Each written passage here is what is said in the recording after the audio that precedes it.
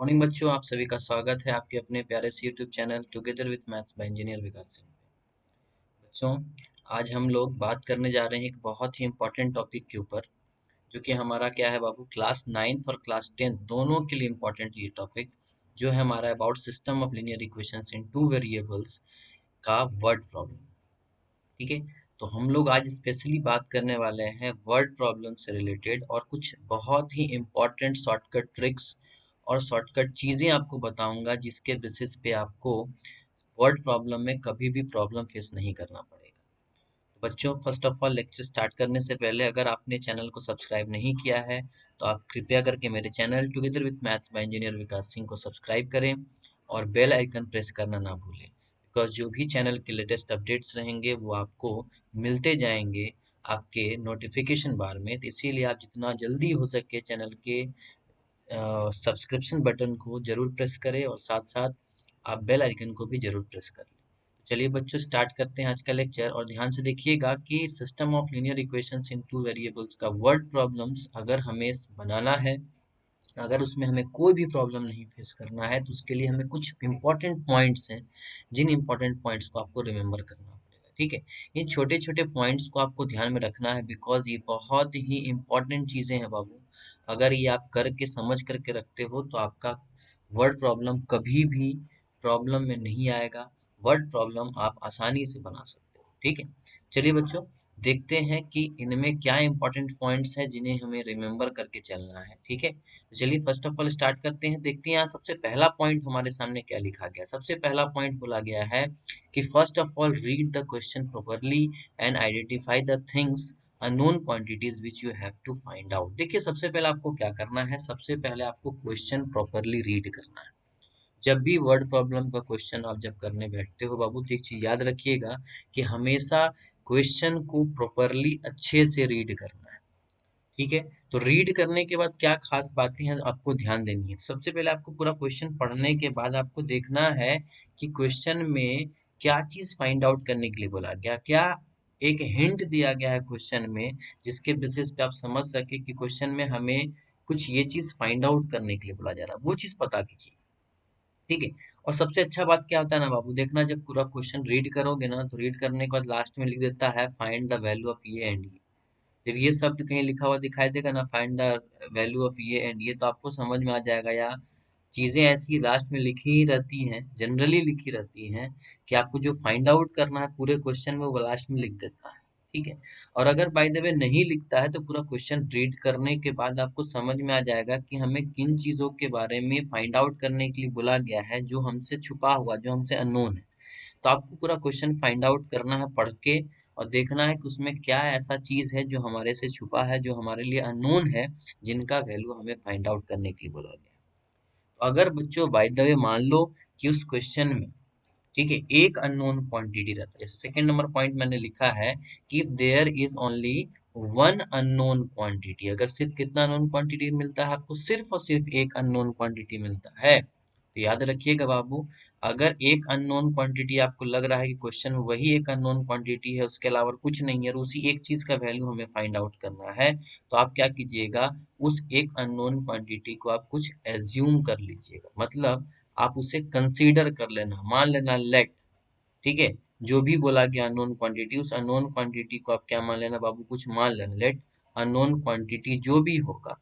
ठीक है, मान लो ना कि हाइट ऑफ किसी चीज का फाइंड आउट करना है, लेंथ फाइंड आउट करना है, एज फाइंड आउट करना, कुछ भी हो, तो उस अननोन क्वांटिटी को मान लीजिएगा आप एक्स। तो हमने क्या माना बाबू, हमने एक वेरिएबल दिया। याद रखिएगा, वेरिएबल का काम क्या होता है, वेरिएबल का काम होता है अननोन चीजों को असाइन करने का। ठीक है, मतलब जो भी हमारे अननोन चीज होते हैं, जो हमें पता नहीं है, जिनको हम फाइंड आउट करना चाहते हैं, अगर वो हमें मालूम नहीं है, तो उसको फाइंड आउट करने के लिए हम क्या करते हैं, एक वेरिएबल का इस्तेमाल करते हैं। ठीक है, तो वर्ड प्रॉब्लम्स में अगर मान लो किसी कारण से आपने क्वेश्चन पूछा और आपको लगा कि इस क्वेश्चन में इस चीज का वैल्यू फाइंड आउट करना है, अगर किसी एक अननोन क्वांटिटी का वैल्यू फाइंड आउट करना है, तो उस अननोन क्वांटिटी को आप एक्स मान लीजिए। आपकी इच्छा, जो वेरिएबल मानना चाहते हो आप मान लीजिए। ठीक है। अगर लगता है कि आपको उस क्वेश्चन में दो अननोन क्वांटिटी दिख रहा है, तो एक अननोन क्वांटिटी को आप क्या मान लो बाबू, एक अननोन क्वांटिटी को आप x मान लो, दूसरा अननोन क्वांटिटी को आप y मान लो। डिपेंड करता है क्वेश्चन पे, अगर एक अननोन क्वांटिटी है तो x मान लेना। और अगर बाबू आपको लगे कि क्वेश्चन में दो अननोन क्वांटिटी है, तो पहला अननोन क्वांटिटी को, ठीक है, पहला अननोन क्वांटिटी को आप क्या मान लेना बाबू, x मान लेना, और दूसरा अननोन क्वांटिटी को आप क्या मान लेना, y मान लेना। ठीक है, तो वही ये 3 पॉइंट्स मैंने समझाया है, क्या ध्यान से देखिएगा।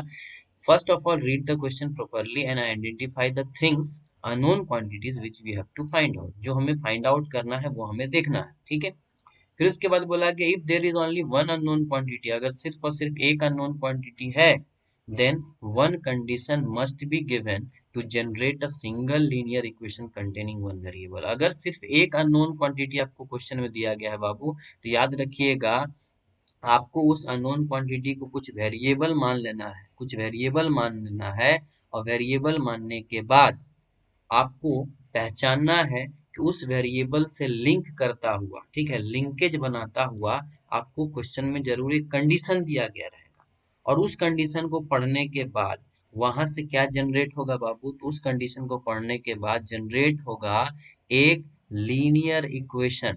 ठीक है, और उस लीनियर इक्वेशन में सिर्फ और सिर्फ आपको एक ही वेरिएबल दिखाई देगा। क्यों?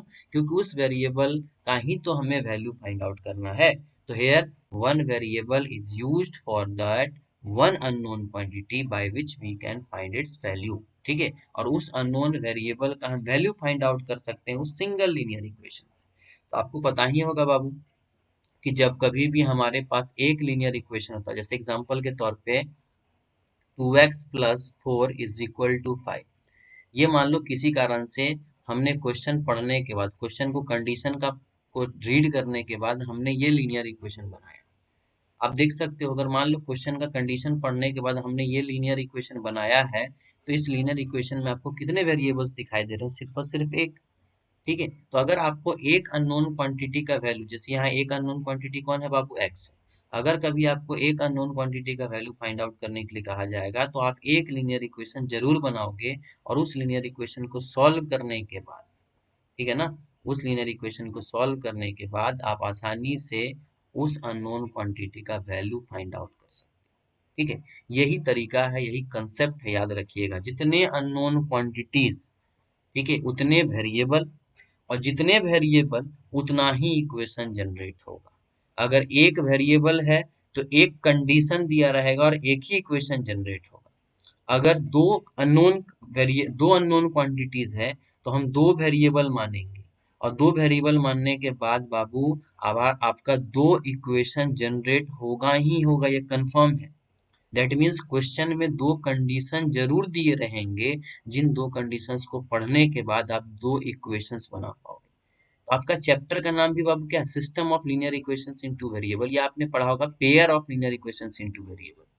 जब आप सॉल्यूशंस कर रहे होगे इस चैप्टर में लीनियर इक्वेशंस का, तो आपको याद होगा कि वहां दो दो वेरिएबल्स पाए जाते थे। अगर दो वेरिएबल्स पाए जाते थे तो वो हमारे लिए दो अननोन क्वांटिटीज हुआ। जब सॉल्यूशन हम लोग फाइंड आउट करते थे सब्स्टिट्यूशन मेथड से, एलिमिनेशन मेथड से, या क्रॉस मल्टीप्लिकेशन मेथड से, तो हम लोग एक्स और वाई का वैल्यू फाइंड आउट करते थे। तो आप खुद सोचो, जब हमारे पास दो इक्वेशंस होते थे तो वहां पे एक्स और वाई नाम का दो वेरिएबल होता था, इसीलिए वहां पे दो इक्वेशन दिया गया।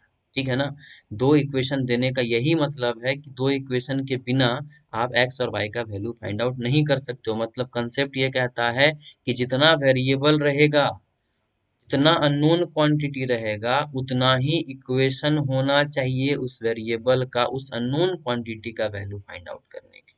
ठीक है, ये चीज याद रखिएगा बाबू। ठीक है, चलिए, ये तो पहली बातें हुई जो हम लोगों ने यहाँ पे देखी। ठीक है, अब क्या करना है बाबू, देखो थर्ड नंबर पॉइंट में आप देख सकते हो क्या लिखा हुआ है कि if there are two unknown quantities. Third वाले पॉइंट को देखिएगा, क्या लिखा गया, if there are two unknown quantities then two conditions must be available. कितने कंडीशंस अवेलेबल रहेंगे बाबू, दो कंडीशन रहेंगे।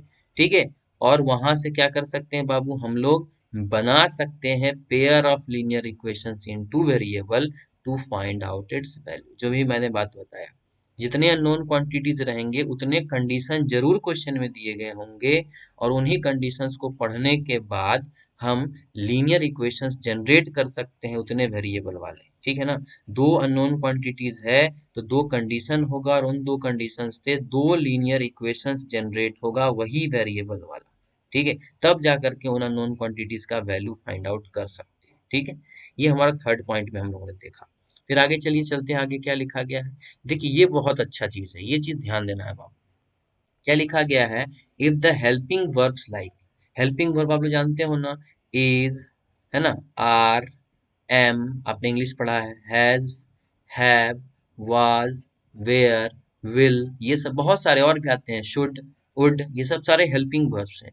अगर कभी भी क्वेश्चन में, ठीक है, अगर कभी भी क्वेश्चन में बाबू हेल्पिंग वर्ब्स वगैरह आपको दिखाई दे रहा है, अब देखिए प्रॉब्लम क्या होता है, बच्चे इक्वेशन नहीं बना पाते हैं, ठीक है ना। प्रॉब्लम कहाँ होता है, मैं वही प्रॉब्लम को सॉल्व करने का तरीका आपको बता रहा हूँ। होता क्या है, बच्चे इक्वेशन लिख नहीं पाते हैं, ठीक है ना। तो ये चीजें मैं इसलिए बता रहा हूँ ताकि आप इक्वेशंस लिख पाओ, ठीक है। तो उसी चीजों को देखते हुए मैं कुछ छोटे छोटे पॉइंट्स बता रहा हूँ, जिन छोटे पॉइंट्स के बेसिस पे आप इक्वेशंस आसानी से लिख सकते हैं, इसीलिए ध्यान दीजिएगा इन चीजों को। यहाँ बोला गया है कि अगर इक्वेशन में helping verbs like is, are, am, has, have, was, were, will, ये सब कहीं दिखाई दे रहा हो बाबू, समझे।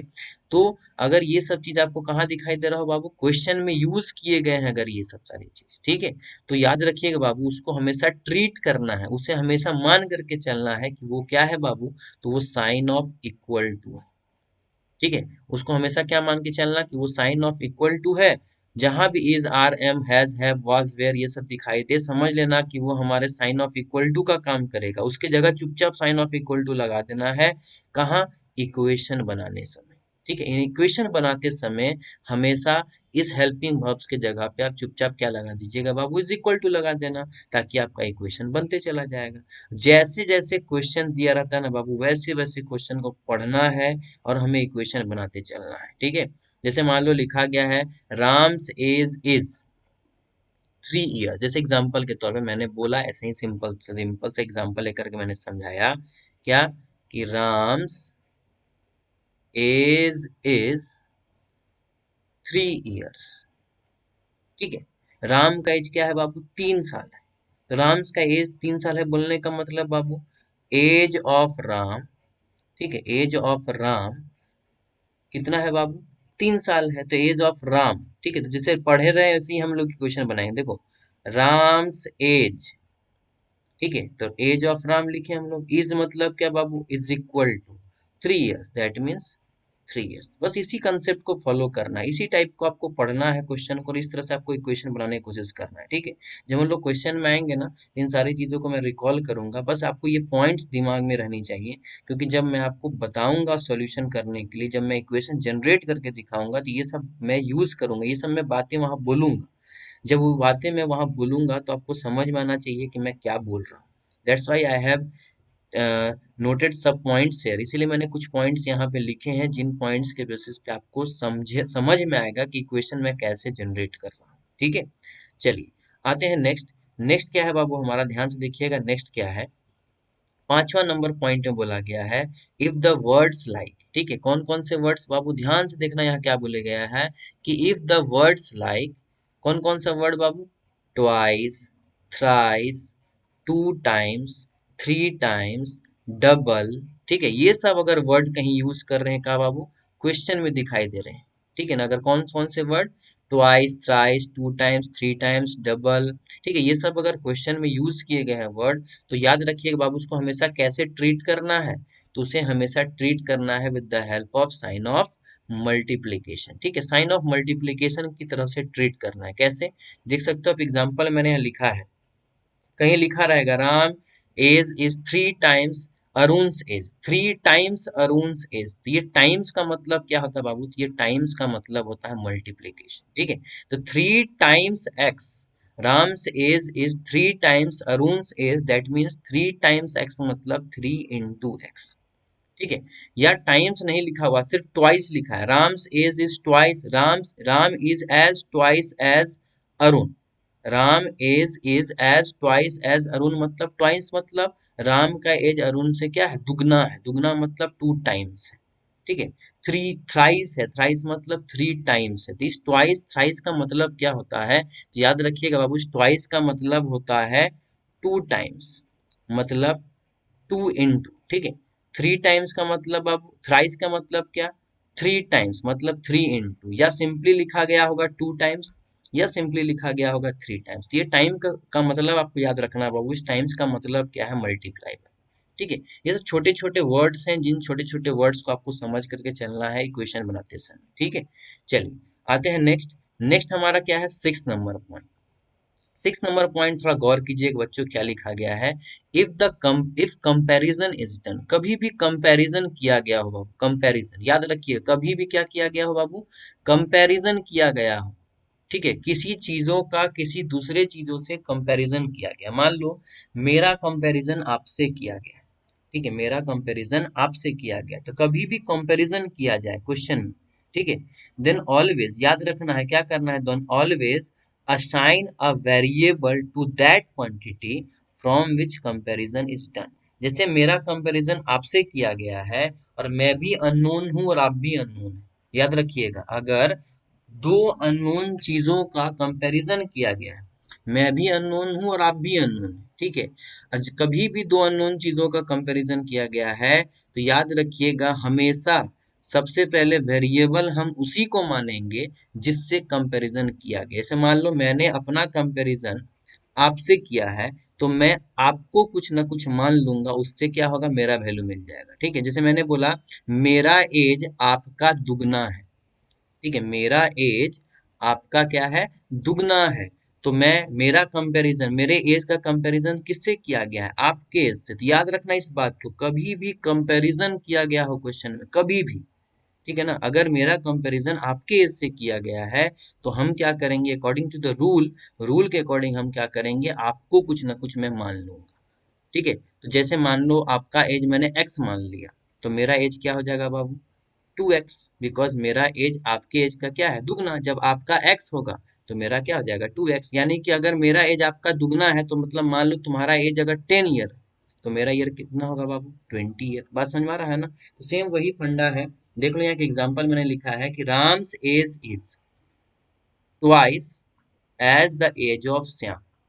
ठीक है, राम का एज का कंपैरिजन किससे किया गया बाबू, श्याम के एज से, तो वही मैंने लिखा है here, Ram's age is compared with Shyam's age, Ram का एज का कंपैरिजन किससे किया गया, श्याम के एज से। तो मैंने सिंपल सा चीज लिखा है हिंदी में, ध्यान देना, जिससे कंपैरिजन किया जाए उसको हमेशा कुछ मान लो। याद रखिएगा ये चीज, कभी भी कंपैरिजन हो तो जिस चीज से कंपैरिजन किया जाए उसी को कुछ मान लो। तो मान लो श्याम का एज हमें पता नहीं था, तो उससे अगर हम लोगों ने एक्स मान लिया, तो राम का एज क्या हो जाएगा बाबू, तो वो हो जाएगा 2x। बात समझ में आया, तो देखो यहाँ से ध्यान से, राम्स एज, देखो राम्स एज, इज के जगह पे देखो मैंने क्या यूज किया बाबू, इक्वल टू, ठीक है, ट्वाइस, ट्वाइस का मतलब दुगना, तो देखो टू इंटू, किसका टू इंटू बाबू, श्याम का एज, तो श्याम का एज को क्या माने थे हम लोग, एक्स, तो 2x। इस तरह से बाबू इक्वेशन लिखते हैं हम लोग, ठीक है ना। तो ये छोटा छोटा चीज ध्यान रखिएगा, क्वेश्चन को तोड़ तोड़ करके हम लोग बनाते हैं, बनाने का कोशिश करते हैं, तो ये छोटी बातें हैं जो आपको समझ करके चलनी है इक्वेशन बनाते समय। ठीक है,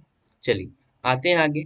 आगे हमारा आखिरी पॉइंट, हमारा सेवेंथ नंबर पॉइंट क्या है, ध्यान से देखिएगा, बहुत इंपॉर्टेंट है, क्या है, इफ द वर्ड्स लाइक, ठीक है, कौन कौन सा word Babu, comparison words, that is greater than, ठीक है, ये सब कंपैरिजन वर्ड्स है, bigger than, younger than, more than, ठीक है, स्मॉलर देन, इस टाइप का कंपैरिजन वर्ड्स अगर यूज किया गया है क्वेश्चन में बाबू, याद रखिए कभी भी इस टाइप का कंपैरिजन वर्ड्स यूज किया गया है क्वेश्चन में, क्या करना है, इक्वेशन बनाने का सबसे अच्छा तरीका, यहीं पे बच्चा ज्यादा कंफ्यूज करता है, ये वाला जो सेंटेंस है ना बाबू, ग्रेटर देन लेस देन वाला, ये जो कंसेप्ट है, यहाँ पे बच्चा ज्यादा कंफ्यूज करता है, यहीं पे बच्चे ज्यादा कंफ्यूज करते हैं।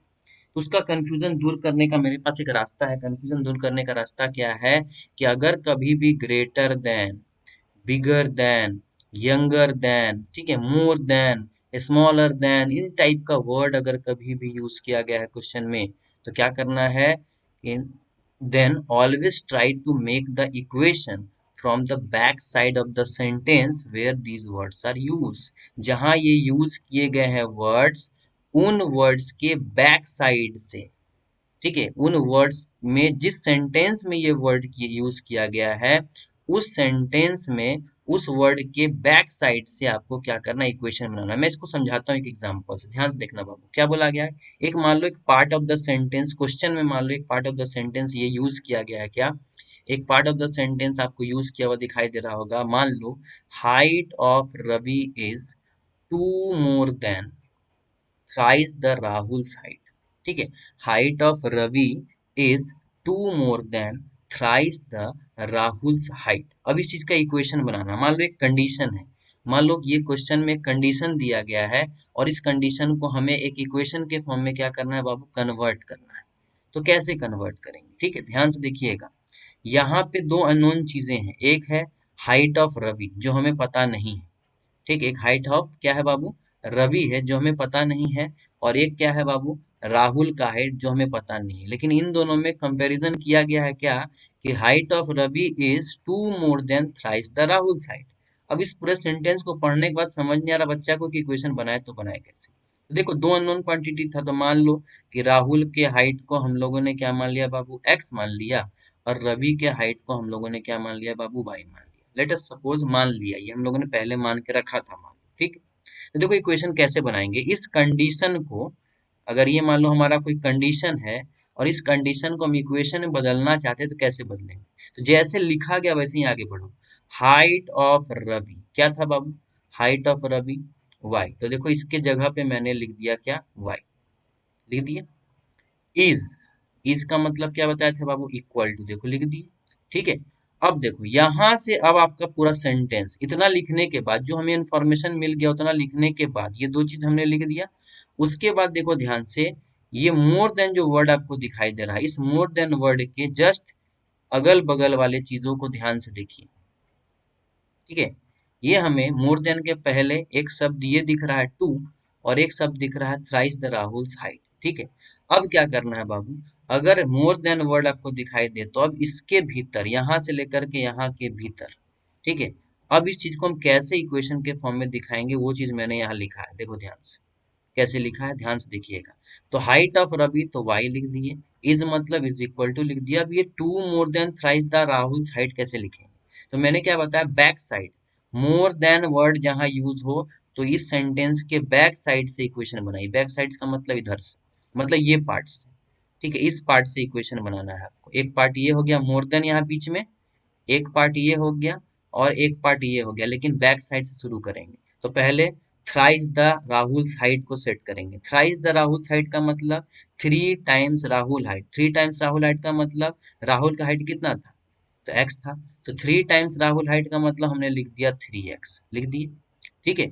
अब देखिए बाबू, मोर देन का मतलब सब जानते हो ज्यादा होता है, तो मोर देन का मतलब आप यूज करना प्लस, ग्रेटर देन का मतलब भी प्लस, बिगर देन का मतलब भी प्लस, यंगर देन का ही मतलब plus, less than, smaller than, ये सब जहां आपको दिखाई दिया तो समझ लेना बाबू, more than, smaller than, less than, ये सब चीज जहां दिखाई देगा तो समझ लेना उसके जगह पे हम क्या यूज करेंगे, माइनस, ठीक है। तो मोर देन था, दैट्स वाई हम लोगों ने यहाँ क्या यूज किया बाबू, प्लस यूज किया, ठीक है। तो थ्राइस द राहुल्स हाइट को मैंने लिख दिया 3x, मोर देन को हमने लिख दिया प्लस, और ये 2 था तो मैंने देखो यहाँ पे 2 बैठा दिया। तो बैक साइड से हमने इक्वेशन को बनाया, देखो ध्यान से, हमने बैक साइड से इक्वेशन को बनाया है।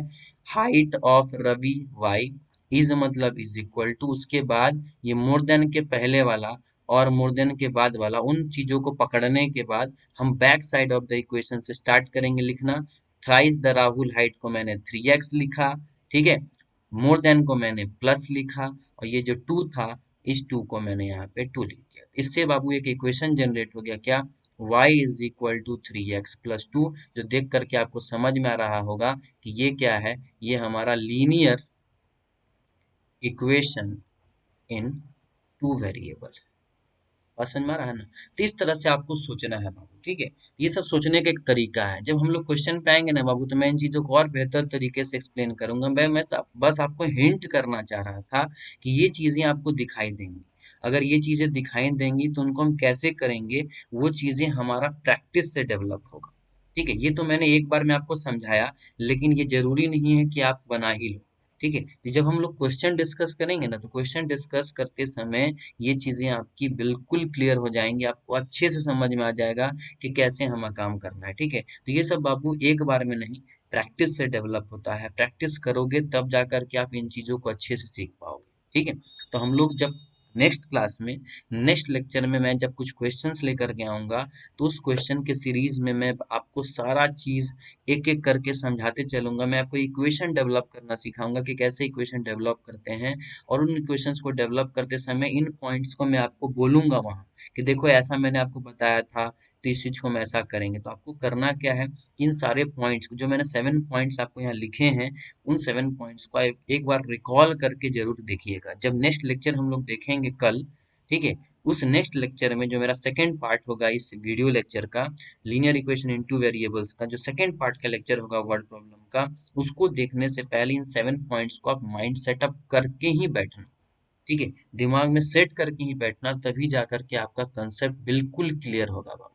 ठीक है, तो सिंपल सा चीज है बाबू, ध्यान दीजिएगा जरूर। अगर आप कर लेते हो तो बहुत अच्छे से आपका इक्वेशन डेवलप करने का तरीका आपको क्लियर हो जाएगा, कैसे हम इक्वेशन डेवलप करते हैं। ठीक है, और कभी भी आपको प्रॉब्लम नहीं आएगा। बहुत सिंपल सिंपल सा इसमें शॉर्ट ट्रिक सब बताऊंगा मैं, बहुत अच्छा अच्छा तरीका बताऊंगा, जिस तरीके के बेसिस पे आप आसानी से काम कर सकते हो। ठीक है, तो चलिए बच्चों, आज के लेक्चर में इतना ही। और नेक्स्ट लेक्चर में जब हम मिलेंगे तो नेक्स्ट क्वेश्चन सीरीज स्टार्ट करेंगे। क्वेश्चन सीरीज में हम लोग देखेंगे कि कैसे लीनियर इक्वेशंस इनटू वेरिएबल्स के क्वेश्चन वर्ड प्रॉब्लम्स को हम सॉल्व करते हैं, और उनके इक्वेशंस को हम कैसे जनरेट करते हैं। अगर बच्चों लेक्चर पसंद आया है तो लेक्चर को जरूर जितना हो सके आप शेयर करें।